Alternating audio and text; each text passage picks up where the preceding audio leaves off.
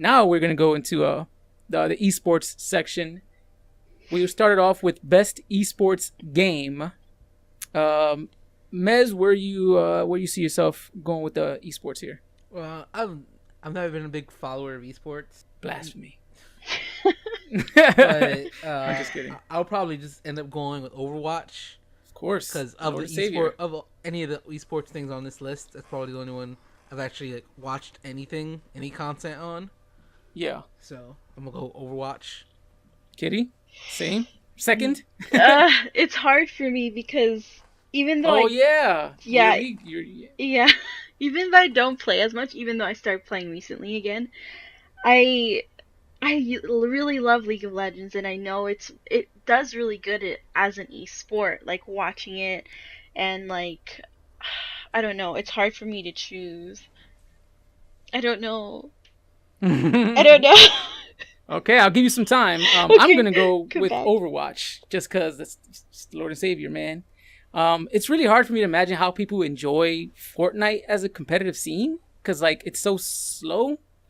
But I don't know, that might win as well because people just see Fortnite, they're gonna click on it. But as a esports, I don't see how that could be enjoyable. I don't know, Panther. Where are you going with the So esports reading game? this says inclusive tournaments, community support, and content updates. I'm like, ugh.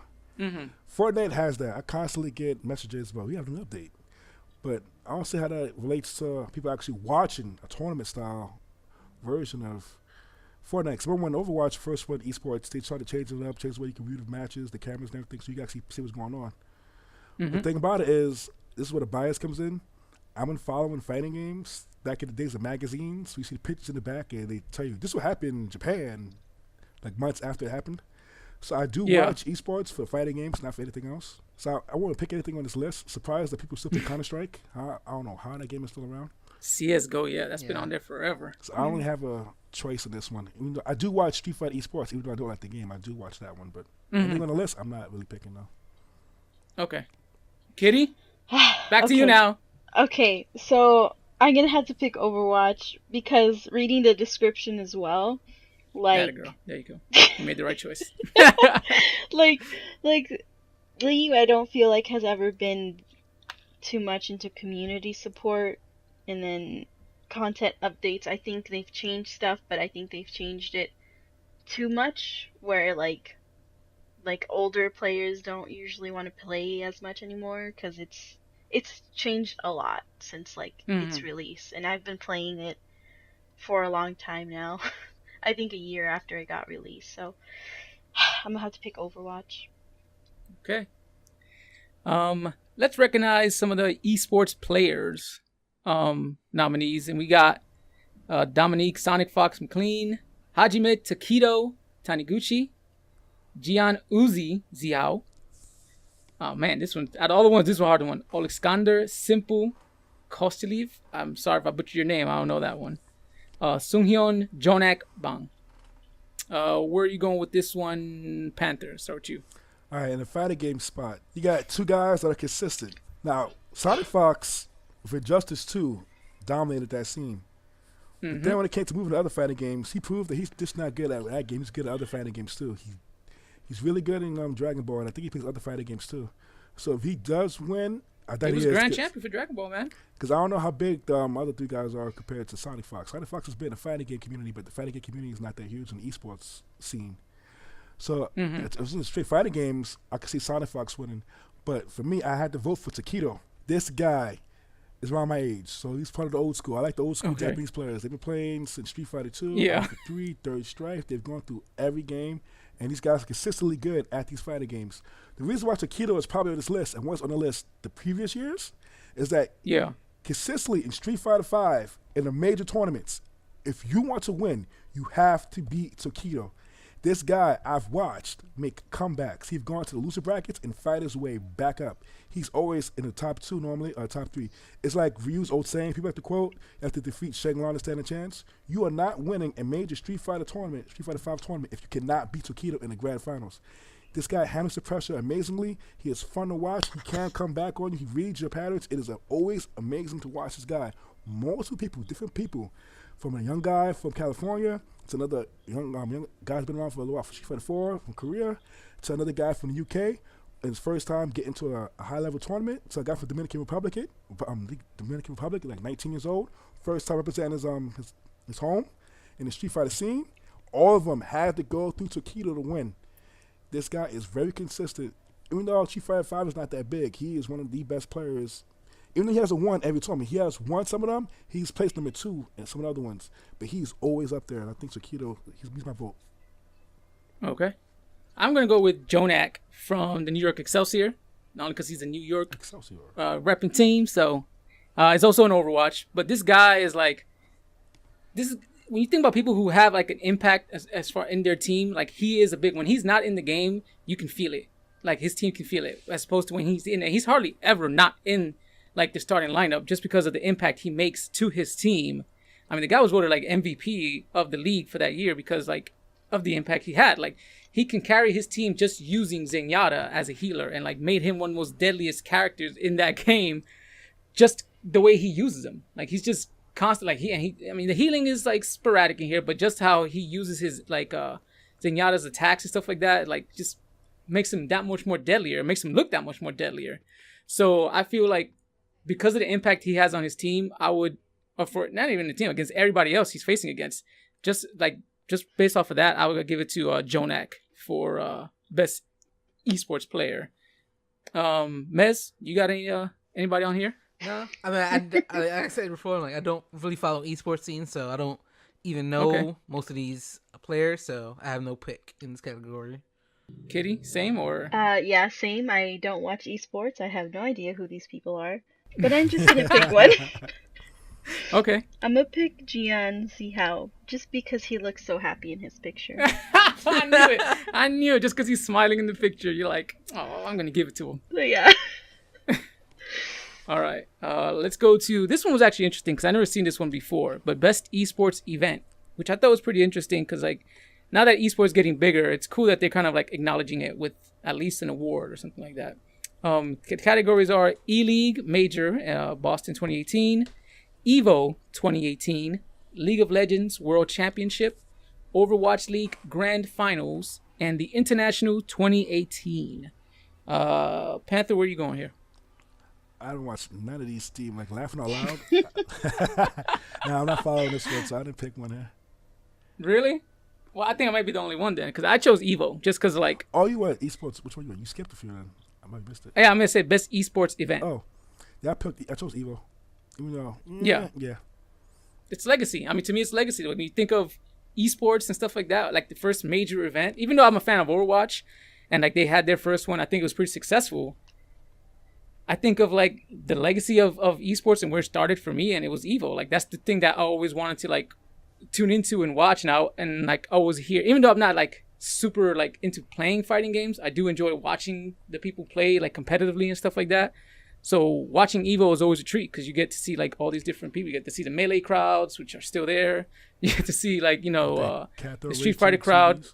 Injustice. What happened? The Catho RayTube TVs. Yeah, I know. They still got to bring out the big boy. All right, you guys, Mez, Kitty, have a selection in this one?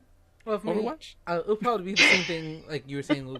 For me, it's Evo, because like, even as a person that never really watched esports, Evo was the one I always knew about. I always knew it was coming. Mm-hmm. I had friends around me who like would play fighting games and be like, that was always like kind of the goal to kind of do. So, and that one, it always felt like more. It felt like more like a convention, because it's not just a single game. Like Overwatch and the Overwatch League one and some of the other ones are like, you're going for that one game, you're going for their finals, you're going for like that. Evo is like a culmination of fighting games, like that whole community. So you can go to watch, like you said, like Smash Brothers. You can go to see Dragon Ball Fighters. You can go to see Street Fighter, or like anything that's going on. Injustice. Yeah. So there's just so much more going on around there. Like there's something for everyone if you enjoy any type of fighting game. I got something to add to that though. Part of the problem with Evo is depends on how good the fighting game is. Like, see, League of Legends, Overwatch will be fine for years because those games are fine.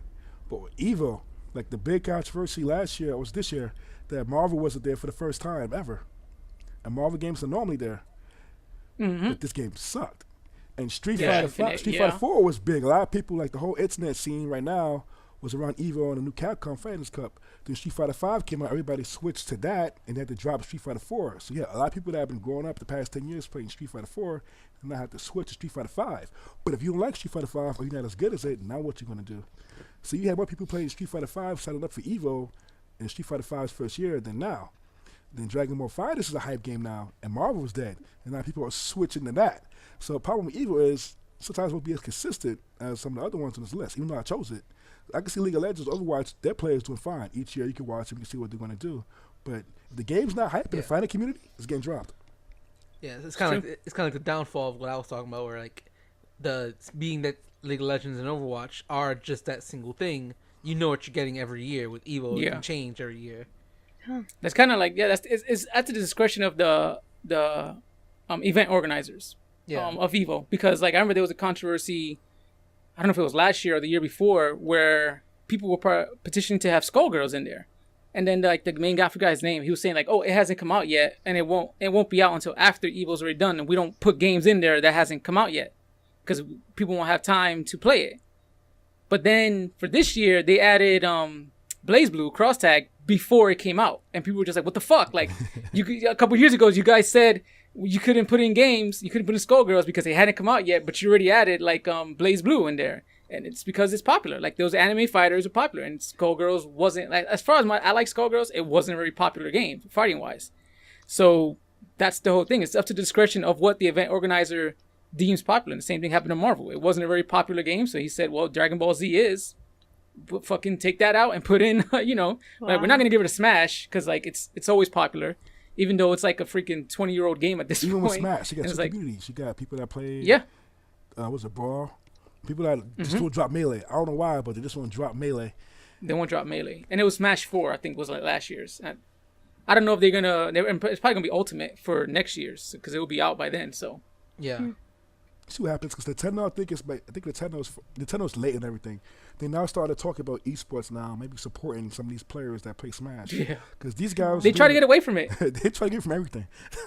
Yeah, they try to get away from it. They hate it. Freaking Sakurai, he hates that shit. He hates when he doesn't want it. He doesn't want like a Smash to be considered a competitive game. I was posting ways to do it. Messages online because he's consistent about that. It's not a fighting game. Stop putting Final Destination on and get rid of the items. It's not a 2D fight. But when I first played Smash, it's with you guys, because I'm one of those fighting game fanatics. When I first played Smash 64, I'm like, this is not a fighting game. I shunned it. Like, so I'm one of those Street Fighter guys. And then when I played Melee at your house, I'm like, all right, I can see where they added a lot more of the fighting games, like sort of frame rates, how the attacks are much more tighter now. It's not as party-like as the other ones was, and the Final Destination thing fits so well. So I can see why everybody else who are fighting game fans gravitate to that style, because under the party game thing, the whole party game feel of Smash, there is a solid fighting game mechanics, fighting game engine underneath that thing. Sakurai is complaining, but to his credit, that is a really good fight. You can really get some good fighting game matches with that thing. It definitely is. Yeah, I don't know, and it seems like they're doing it even more now. I mean, it seems like they're more acquiescing now to it, where it's like, all right, you guys want to like consider it this, like he's giving them all the tools to make it a straight competitive game now, because like now you could fucking burn meter, or you can like build meter on your characters now in Ultimate and stuff like that. You can change a lot of the configurations to make it more like a lot of the boards can be just flatter and stuff like that. So he's kind of just like, whatever, fine, like this is not what we wanted, but it's out of our hands at this point. Nintendo always try to fight back against whatever the community wants instead of like, no, this is the way we want it. It's like WWE in that way, and it's just they're just like, all right, you know what? You just do it. Even in today, people like Smash isn't a fighting game because you have to strip all that stuff out just to get to the core fighting game aspect of it. But like I said, Melee was the one that changed my opinion on it, because I was playing Street Fighter Alpha 3, Street Fighter 3 Strike, Marvel vs. Capcom 2 back then. I'm like, Melee, but then the more you play, like, this game deserves to be on our list. And I think Nintendo supported it. Smash could be up there with Street Fighter, Dragon Ball, in my opinion. Smash could be that big. Yeah. They just don't want it to be there. They want it to be a family game. I mean, it could be both. It's one of these weird little kind of games where it could be both. If you turn on everything and just go nuts with the fucking items and stuff like that, it could absolutely just be a party game, especially with 8 people playing. Like, you know. But and then if you want to strip all that stuff off and make it competitive, it could also be that. and they just have to kind of accept it. And that's just the way it is. Nintendo takes their time. People are always gonna find ways. Yeah. My pick was for League because Oh, for League. Yeah. League of Legends World Championships. hmm Have you actually watched one of those like League of Legends World Championships? no, Or are you just choosing but it 'cause League is biased? the only gameplay I've ever like really watched, unless it was like Okay. a new champion. Like I've watched League of Legends players, so that's the one, and like I know League of Legends players, and like you can always feel like the feeling of when Worlds is coming on. They're like, "Are you gonna watch it?" I'm always like, "No," but still, that's what I picked. Okay. So League of Legends World Champions. Or World Championships. Okay. One more thing. Did anybody see any of the esports moments? No. I did see the only one I saw was the Sonic Fox. Exactly. I was watching that. I was watching that live. It's one of the things you hear from people that are new to fighting games. Like, let me play on that side. We play in arcades. I'll play one. And let me get that side. You get that side. It's like when you get at the game, all you pretty much doing is just doing the move in a different direction. But some people just can't get it. Now, these guys at the top of their game. So the fact that he actually did it in the middle of a tournament and switched, and he had to stop and go, can he do that and flip a coin? And then you watch, because Sonic Fox was losing that night badly, but then he switched sides and he wins. So now you got a controversy around that. Sonic Fox, to me, is a good player no matter what. I have no idea why Goichi. This is momentum based. Like when he gets when he switched sides, he lost momentum. That shouldn't be an excuse in a fighting game, especially people at their level.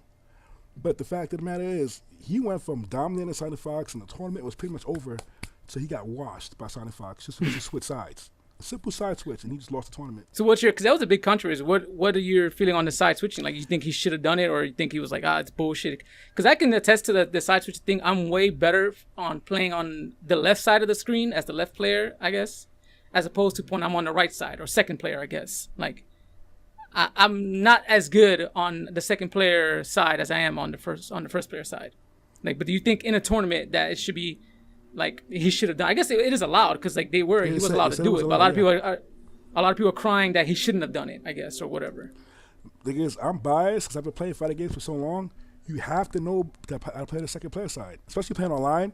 You can get to choose sometimes. Like sometimes you get to play another person's map, their background music, and you play too. So to me, it's not an excuse. In arcade, if the person basically whoever won holds that side, because there's no switching at all in arcade. What you win, your character is locked, your side is locked until you get beat off the machine. So there's always been like that. So I don't know how long Goichi's been playing. I'm assuming he has to be playing for a long time. But the fact of the matter is, and why people complain about it, because he started losing bad. He couldn't win anymore. And so that's why it's a controversy. I won't give him a pass because the way I see it is, there's no way you play at that level and not be that good on another player two side. Sonic Fox, I think he got lucky with that. Because I don't think Goichi should have. I don't know why. I don't know what happened. I think it's momentum. He shouldn't have switched. It's momentum. I think it's momentum. I think he was winning each match. He went to this match. He had a good feeling, and then he cooled off that little argument, the little flipping the coin, and then he lost it. And then Sonic Fox just took the momentum and won. That's what I think happened. That plays into effect. Yeah, momentum does play into effect. There's a mind game element there where like you switch seats and you maybe subconsciously think like, wait, am I in the weaker side now, or is this my weaker side? And then like he gets a good round. He starts losing. Yeah, if the other person gets a good round, it's a snowball effect from that. Like you just like shit. What like did I fuck up in switching sides here, and that could have done it for him. I also voted for that too. I voted for the Sonic Fox side switch just because, like, I don't know if it was like the best esports moments, but like it was the most like controversial. It was the most impactful. Yeah. Like it was the one that was most talked about. Like for the longest of times, people were talking about like, "Yo, he shouldn't have fucking side switched." He was like, "It was like a, like a punk move to do so," and all this kind of other stuff they were talking about. I'm like, hey, if Goichi agreed to it and it's in the rules, then he could have done it, but like should have. I don't know. So I want to switch sides again one more time. But nah, I picked it because I didn't want to actually watch. I didn't watch any of the other ones. Yeah, me neither. Okay, so we'll end it on there because like some of the other stuff, just I'm not really interested in it anyway. But that's gonna do it for us here. This has been like our picks and our like predictions for the 2018 Game Awards, which will be broadcasted December 6th. Wow, what a coincidence! It's almost as they know it's your boy's birthday. This year. We'll tune in and see if any of our picks made it. See how many awards Red Dead Redemption 2 takes home. Red Dead, And see if any- Spider-Man, and if- God of War. Yeah. And see if any of the underdogs, you know, they happen to come through and pull off a Cinderella story or something like that. We'll see. But yeah, I've been BitW Zan. I'd like to thank Secret Kitty, Mazantius, and the special guest Panther and Seven for joining me on this 2018 Game Awards nominee picks. Yeah, Panther, you said just promote your channel once again. You said on Black Panther and Seven on YouTube. Yes. Okay. He discussed a whole ton of fighting game stuff and all that kind of good stuff on there. So, yeah, that'll do it for us. See you later, guys.